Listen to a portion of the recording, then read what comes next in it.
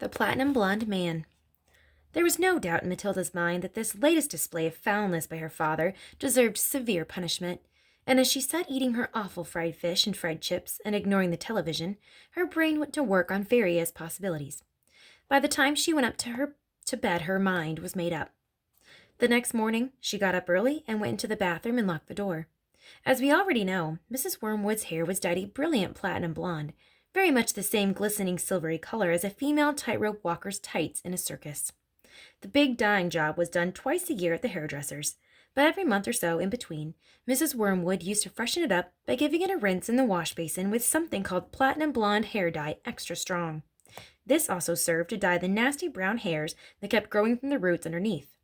The bottle of platinum blonde hair dye extra strong was kept in the cupboard in the bathroom, and underneath the title on the label were written the words, "Caution, this is peroxide. Keep away from children." Matilda had read it many times with fascination. Matilda's father had a fine crop of black hair, which he parted in the middle, and of which he was exceedingly proud. "Good strong hair," he was fond of saying. "Means there's a good strong brain underneath." "Like Shakespeare," Matilda had once said to him. "Like who?" "Shakespeare, Daddy." "Was he brainy?" "Very, Daddy." "He had masses of hair, did he?" "He was bald, Daddy." To which the father had snapped, "If you can't talk sense, then shut up." Anyway, Mr. Wormwood kept his hair looking bright and strong, or so he thought, by rubbing into it every morning large quantities of a lotion called oil of violets hair tonic. A bottle of this smelly purple mixture always stood on the shelf above the sink in the bathroom, alongside all the toothbrushes, and a very vigorous scalp massage with oil of violets took place daily after shaving was completed. This hair and scalp massage was always accompanied by loud masculine grunts and heavy breathing and gasps of, "Ah, that's better. That's the stuff. Rub it right into the roots," which could be clearly heard by Matilda in her bedroom across the corridor. Now, in the early morning privacy of the bathroom, Matilda unscrewed the cap of her father's oil of violets and tipped 3/4 of the contents down the drain. Then she filled the bottle up with her mother's platinum blonde hair dye extra strong. She carefully left enough of their father's original hair tonic in the bottle, so that when she gave it a good shake, the whole thing still looked reasonably purple. She then replaced the bottle on the shelf above the sink, taking care to put her mother's bottle back in the cupboard. So far, so good. At breakfast time, Matilda sat quietly at the dining room table, eating her cornflakes. Her brother sat opposite her with his back to the door, devouring hunks of bread smothered with a mixture of peanut butter and strawberry jam. The mother was just out of sight around the corner in the kitchen making Mr. Wormwood's breakfast, which always had to be 2 fried eggs on fried bread with 3 pork sausages and 3 strips of bacon and some fried tomatoes. At this point, Mr. Wormwood came noisily into the room. He was incapable of entering any room quietly, especially at breakfast time. He always had to make his appearance felt immediately by creating a lot of noise and clatter. One could almost hear him saying, "It's me, here I am." The great man himself, the master of the house, the wage earner, the one who makes it possible for all of the rest of you to live so well. Notice me and pay your respects. On this occasion, he strode in and slapped his son on the back and shouted, "Well, my boy, your father feels he's in for another great money-making day today at the garage. I've got a few little beauties I'm going to flog to the idiots this morning. Where's my breakfast?" "It's coming, Treasure," Mrs. Wormwood called from the kitchen. Matilda kept her face bent low over her cornflakes. She didn't dare look up. In the first place, she wasn't at all sure she was going to see, and secondly, if she did see what she thought she was going to see, she wouldn't trust herself to keep a straight face. The son was looking directly ahead out of the window, stuffing himself with bread and peanut butter and strawberry jam. The father was just moving round to sit at the head of the table, when the mother came sweeping out from the kitchen carrying a huge plate piled high with eggs and sausages and bacon and tomatoes. She looked up. She caught sight of her husband. She stopped dead. Then she let out a scream that seemed to lift her right up into the air, and she dropped the plate with a crash and splash onto the floor. Everyone jumped, including Mr. Wormwood. "What the heck's the matter with you, woman?" he shouted. "Look at the mess you've made on the carpet." "Your hair!" the mother was shrieking, pointing a quivering finger at her husband. "Look at your hair! What have you done to your hair?" "What's wrong with my hair, for heaven's sakes?" he said.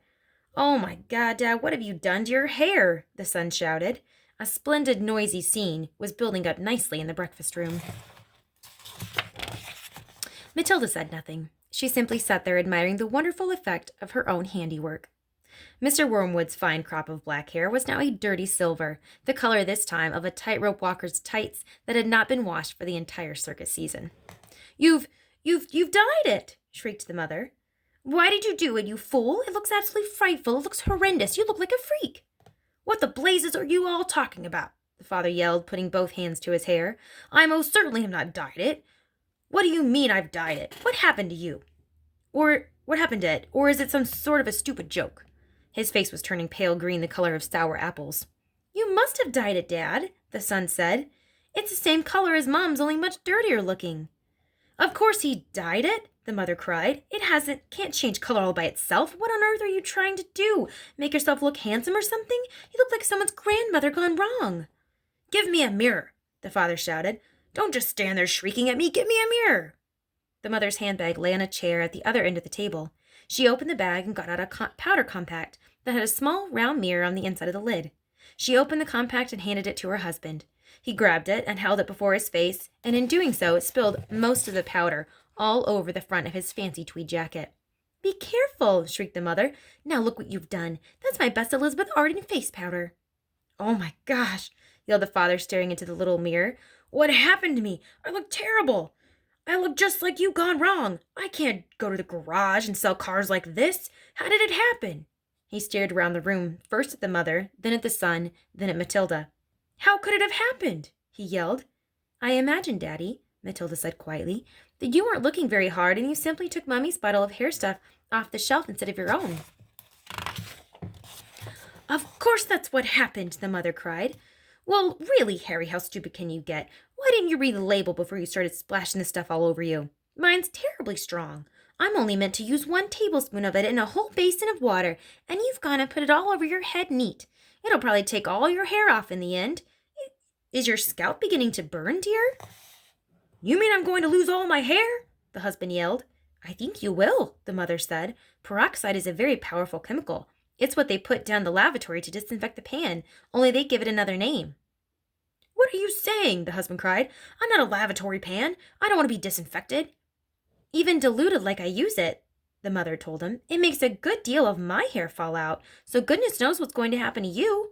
I'm surprised it didn't take the whole of the top of the head off. What shall I do? Wailed the father. Tell me quick what to do before it starts falling out.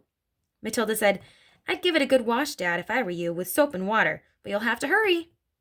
Will that change the color back? The father asked anxiously. Of course it won't, you twit, the mother said. Then what do? I can't go around looking like this forever. You'll have to have it dyed black, the mother said, but wash it first or there won't be any there to dye. Right, the father shouted, springing into action. Get me an appointment with your hairdresser this instant for a hair dyeing job. Tell them it's an emergency. They've got to boot someone off their list. I'm going upstairs to wash it now. With that, the man dashed out of the room, and Mrs. Wormwood, sighing deeply, went to the telephone to call the beauty parlor. He does do some pretty silly things now and again, doesn't he, Mummy? Matilda said. The mother, dialing the number on the phone, said, I'm afraid men are always quite as clever as they think they are. You will learn that when you get a bit older, my girl.